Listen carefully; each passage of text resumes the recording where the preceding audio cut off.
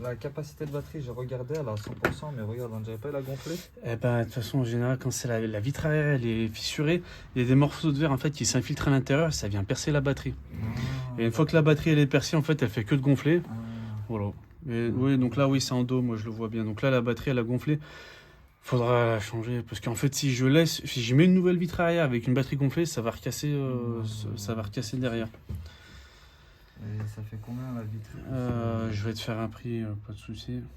Plus la batterie. Ouais. Tac, batterie sur le 14. Normalement, je suis à 70 et la vitre arrière, ça fait 100, non, ça fait 170. Je t'enlève 20 euros, je peux te le faire à 150. Voilà, la vitre arrière plus la batterie. Juste, on va Ouais, bien sûr, ouais. Je vais le changer. Hein. Ouais, ok. Hop, tiens, je te laisse juste mettre le code, je vais regarder l'état de capacité. Tu m'as dit c'était à 100%. Ouais.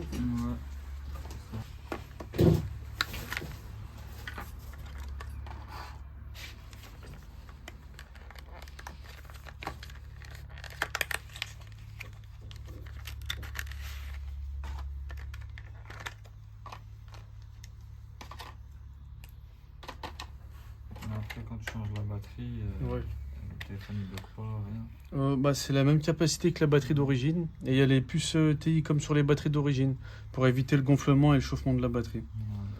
Ouais, Donc après, ça mettra un message comme quoi la batterie non vérifiée, c'est normal, mais ça t'affichera bien le niveau de capacité de la batterie dans les réglages.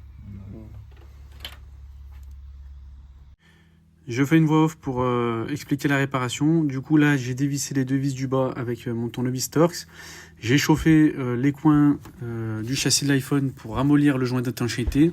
Je prends ma spatule de démontage pour faire levier sur tout le contour du châssis de l'iPhone. Une fois que c'est fait, je mets à 90 degrés la vitre arrière.